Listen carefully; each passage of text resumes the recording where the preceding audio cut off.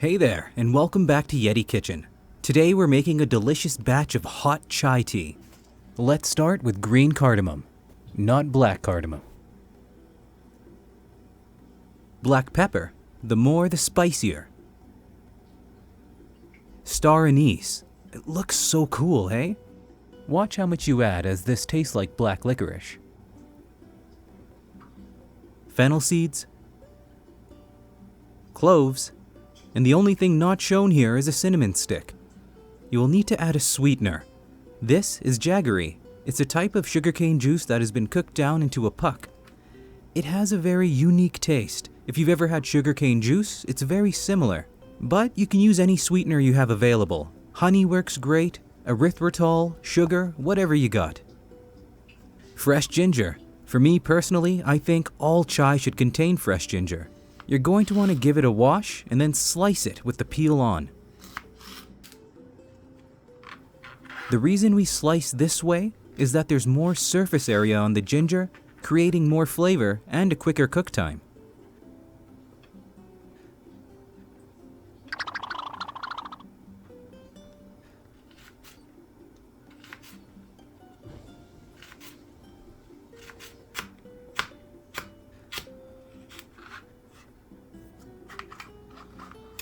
Done and done.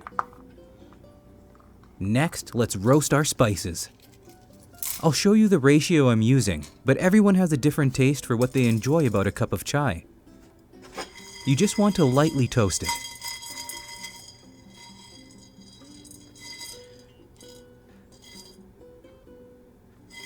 They look like jumping beans when we fast forward, hey?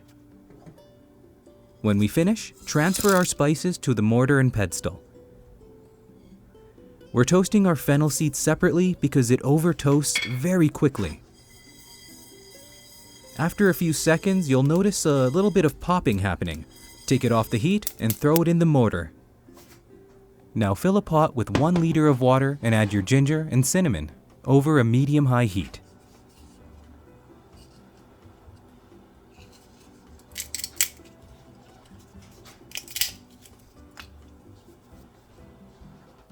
Now we crush. We don't want to completely grind it, just enough to break up the fibers.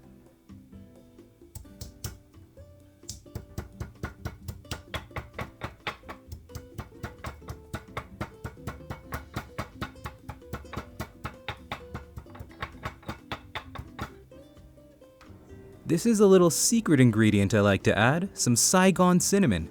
It just elevates the cup of tea. Put that little bit of cinnamon in and push it into our spices to incorporate it.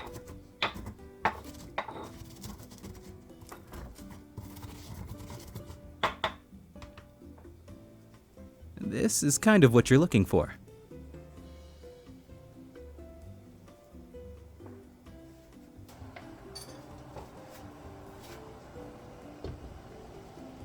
Add to the pot, give it a mix.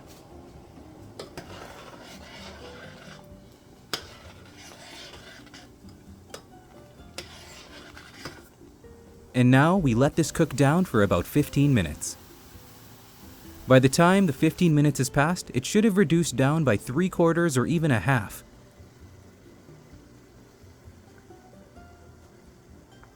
And at this point, let's add our sweetener.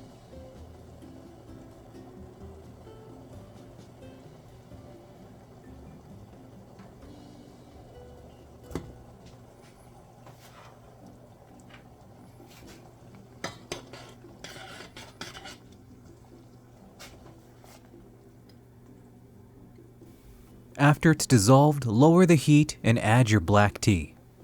I'm using 3 tablespoons.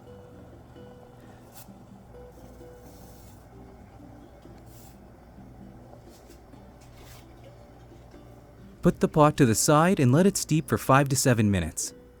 The reason for this is to avoid astringency in black tea. If we leave it on a boil or agitate it too much, it releases a chemical that causes a bitterness and astringency. Not really good for a cup of chai. Some people like it, so you steep however you like it. I personally would rather have it with a little less astringency. After 5 minutes is up, return to the heat and add cream or milk. It's up to your own taste how much you want to add here. I'm adding about a half cup.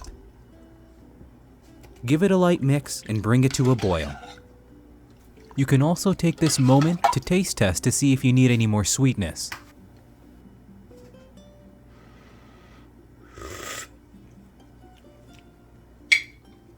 The reason we're doing this is to aerate the chai, creating a velvety texture.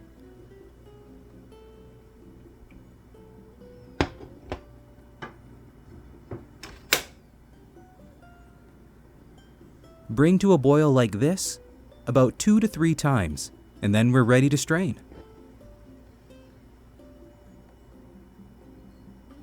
I would recommend straining into a container that's easy to pour out of, as we will be straining a second time when we add it to the tea kettle or pot.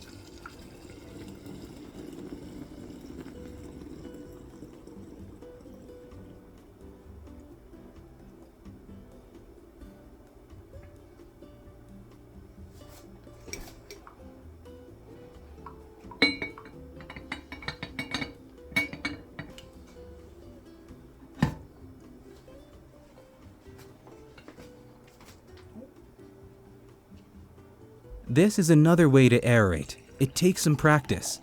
You want to pour from high up. This cools down the tea as well as pushes air into it. I use the strainer again as I pour it into the cup, as it stops the chai tea from splashing out from the aeration. And here it is, a delicious, robust, spicy cup of chai.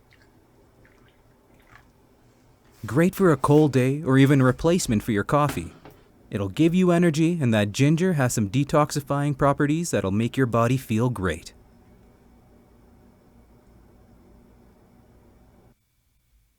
Thank you so much again for joining me in Yeti Kitchen. I really hope you enjoy this chai recipe. It's one that my family used the same spices for, but I've decided to create my own ratio of them, and I encourage you to do the same. Create that perfect cup of chai that suits your taste. I thank you again, and I'll catch you next time on Yeti Kitchen.